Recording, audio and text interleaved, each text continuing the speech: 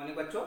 Relations and function chapter के अंतर्गत जो सबसे महत्वपूर्ण टॉपिक हमारा बचा हुआ है वो है फंक्शन। तो आज हम आपको फंक्शन के बारे में बताएंगे। देखिए, फंक्शन को समझने के लिए हमें दो तीन टर्मिनोलॉजी की समझ होना बहुत जरूरी है। आइए हम कुछ एग्जाम्पल्स के द्वारा फंक्शन को समझने की कोशिश करते हैं। देखिए, जूस तो आप सभी लोगों ने अपने घर में बनाया होगा। तो जब हम जूस बनाते हैं तो हमें किसकी जरूरत पड़ती है? हमें कुछ फ्रूट्स की जरूरत पड़ती है, हमको एक मशीन की जरूरत पड़ती है जिसे हम जूसर कहते हैं। ठीक है, तो इस मशीन का काम क्या है? फंक्शनिंग करना। हमने सपोज इस मशीन में, जूसर में हमने कुछ फ्रूट्स डाले, यानी हमने इसमें कुछ इनपुट दिया। इसको सपोज हमने इसमें आम डाले तो कुछ समय पश्चात हमको मैंगो से क्या मैंगो जूस प्राप्त हो जाएगा। अब हमने क्या किया, इस जूसर को ऐसे ही रहने दिया, यानी हमने मशीन को चेंज नहीं करा। हमने इसमें जो पहले इनपुट डाले थे उसको हमने चेंज कर दिया। हमने मैंगो की जगह पर हमने क्या ले लिया? वाटरमेलन ले लिया, तरबूज ले लिया। तो क्या होगा, कुछ समय पश्चात हमको तरबूज का जूस प्राप्त हो जाएगा। या हमने तरबूज ना लेकर हमने संतरे ले लिए, हमने इस जूसर में, इस मशीन में हमने संतरे डाले तो हमको क्या मिलेगा? संतरे का जूस मिल जाएगा। अब हमने इनपुट में ये फ्रूट्स न डालकर हमने इसमें कुछ और चीज डाल दिया, जैसे हमने इसमें लकड़ी डाल दी, पत्थर डाल दिया, या हमने कुछ कॉइन्स डाल दिया। तो क्या होगा? हमारी मशीन खराब हो जाएगी। हमारी मशीन क्या हो जाएगी? खराब हो जाएगी। इट मीन्स जो हमारी मशीन है या जूसर है, ये कुछ स्पेसिफिक जो इनपुट्स हैं इनके लिए ही बनी हुई है, और अन्य चीज हम इसमें कुछ डालेंगे तो क्या होगा? मशीन खराब हो जाएगी। यानी ये जो हमने यहाँ पर इनपुट इसको दिए थे, इसको बोलते हैं हम इंडिपेंडेंट क्वांटिटी। ये क्या थे? इंडिपेंडेंट क्वांटिटी है। और जो हमको आउटपुट मिला था, जो हमको ये मैंगो जूस या ये वाटरमेलन का जूस मिला था, ये ऑरेंज जूस मिला था, ये आउटपुट में जो हमको एक क्वांटिटी मिली, ये क्या है? ये इनपुट पर डिपेंड है। तो इसको हम क्या बोलते हैं? ये डिपेंडेंट क्वांटिटी है। ये क्या है? डिपेंडेंट क्वांटिटी है, ये इंडिपेंडेंट क्वांटिटी है। अब देखिए, जो इनपुट हमने इस जूसर को दिया था, या जो इनपुट हमने इस मशीन को दिया था, जिसे हम इंडिपेंडेंट क्वांटिटी कह रहे थे, वो इस फंक्शन का डोमेन कहलाता है। और आफ्टर फंक्शनिंग जो भी हमें आउटपुट मिला था, यहाँ पर हमको विभिन्न प्रकार के जूस मिले थे, तो इस आउटपुट को हम और इस फंक्शन का रेंज कहते हैं। मैथमेटिकली इनकी वैल्यूज के लिए, यानी कि जो ये डोमेन है इसकी वैल्यूज के लिए, रेंज की वैल्यूज के लिए हम एक नोटेशन यूज करते हैं, यानी इनकी वैल्यूज को हम सर्कल के अंदर रखते हैं। ठीक है, ये डोमेन की वैल्यूज यहाँ क्या क्या है? यहाँ पर मैंगो थे, वाटरमेलन और ऑरेंज। ठीक है, यहाँ पर हमें क्या क्या मिला था आउटपुट में? हमको जूस मिला था, किसका? यानी कि मैंगो शेक मिला था, मैंगो जूस, वाटरमेलन का जूस मिला था और ऑरेंज का जूस मिला था। ठीक है, मैंगो से मैंगो जूस हो गया, वाटरमेलन से वाटरमेलन का जूस हो गया, ऑरेंज से ऑरेंज जूस। तो यहाँ पर हमने दो टर्म्स को समझ रखा है, एक तो कि डोमेन क्या होता है किसी फंक्शन का, और किसी फंक्शन का रेंज क्या होता है। यानी जो भी हम किसी फंक्शन में इनपुट यूज कर रहे हैं वो उस फंक्शन का डोमेन कहलाता है, और जो हमें आउटपुट मिलता है वो उस फंक्शन का क्या कहलाता है? रेंज कहलाता है। कुछ जो फंक्शन है, मैथमेटिकल फंक्शन हमारे इस जूसर की तरह ही होते हैं। ठीक है, वहां पर हम जो है फंक्शन में कुछ वैल्यू देते हैं और हमको आउटपुट मिलता है कुछ ना कुछ। ठीक है, तो अब हम कुछ मैथमेटिकल फंक्शन के बारे में पढ़ेंगे। यहाँ पर मैंने एक मैथमेटिकल फंक्शन लिया है y = x²। वहां पर हमारे पास एक मशीन थी, यानी जूस बनाने वाली मशीन, और यहाँ पर जो मशीन है वो क्या है? स्क्वायर करने वाली मशीन है। जो भी हम इस मशीन में या जो भी हम इस फंक्शन में वैल्यू यानी इनपुट देंगे तो आउटपुट में हमको उसका स्क्वायर मिलेगा। यहाँ पर मैंने दो सर्कल लिए हैं। पहले सर्कल को मैंने ए नाम दिया है और दूसरे सर्कल को मैंने बी नाम दिया है।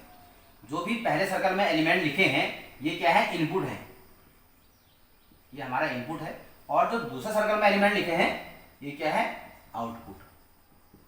जो पहले सर्कल में मैंने एलिमेंट लिखे हैं इनको हम क्या कहते हैं? इंडिपेंडेंट वेरिएबल्स कहते हैं, और इनको हम एक्स से रिप्रेजेंट करते हैं।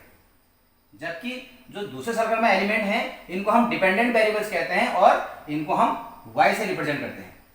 और जो मैंने यहाँ पर एक डायग्राम बना रखा है ये क्या है? एक मैपिंग डायग्राम है। इस फंक्शन का मैपिंग डायग्राम है। यदि मैं आपसे कहूं कि इस फंक्शन का डोमेन क्या होगा, इसका कोडोमेन क्या होगा, इसका रेंज क्या होगा, तो आप बताएंगे मेरे को। मैंने आपको बता रखा कि डोमेन क्या होता है? जो भी हमारा इनपुट्स होता है, जो इस सर्कल के एलिमेंट है, सर्कल ए के एलिमेंट, वो इस फंक्शन का डोमेन कहलाता है। ठीक है, डोमेन। तो डोमेन क्या हो जाएंगे? -2, -1, 0, 1 एंड 2। और जो दूसरा सर्कल है बी सर्कल, इसमें जितने भी एलिमेंट हैं ये इस फंक्शन का कोडोमेन कहलाएगा। कोडोमेन। इसमें जो एलिमेंट आएंगे वो 0, 1, 2, 3 एंड 4। अब इसकी रेंज क्या होगी? रेंज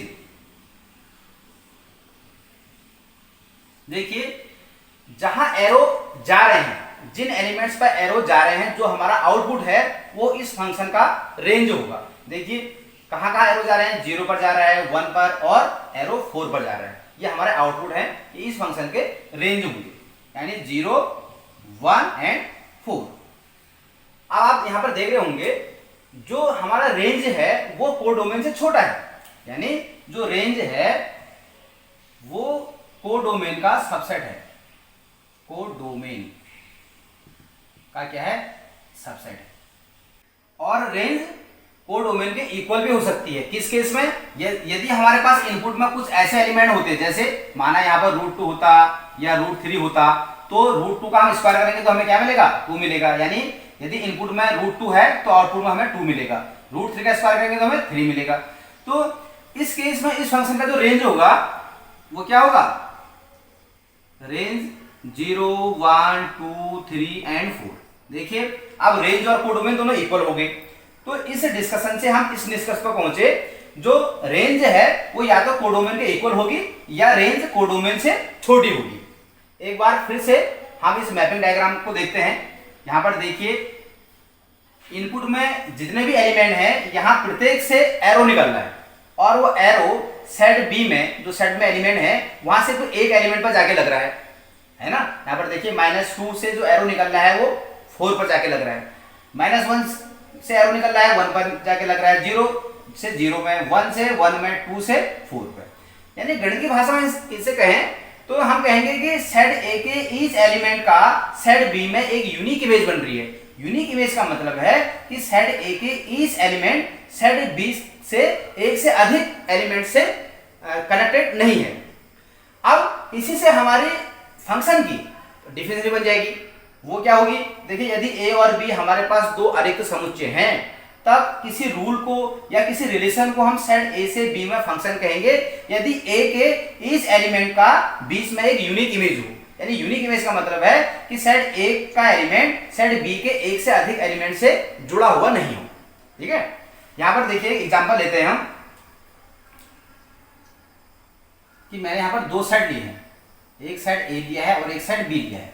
सेट ए हमारे स्कूल के कक्षा 11 के साइंस के बच्चे हैं। ठीक है, सबूत यहाँ पर एक करिश्मा है, बबीता है, यहाँ पर गीतांजलि है और पुष्कर है। यहाँ पर उनकी एज है, ठीक है, 16, 17 और 18 है। अब देखिए यदि करिश्मा की एज हम कह रहे हैं 16 है, बबीता की एज 17 है, पुष्कर की एज 18 है।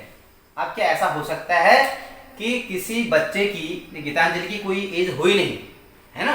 तो इट मीन्स ये जो है ये मैपिंग डायग्राम तो है पर ये फंक्शन नहीं है, ये फंक्शन नहीं है। अब देखिए दूसरा मैपिंग डायग्राम लेते हैं। ये सेट ए है और एक सेट बी है। यहां पर ये स्टूडेंट का सेट है और ये उनकी एज का सेट है।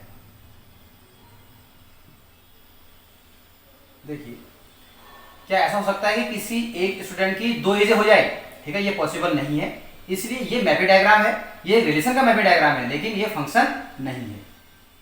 ये पहला केस, ये सेकंड केस, एक केस और लेते हैं।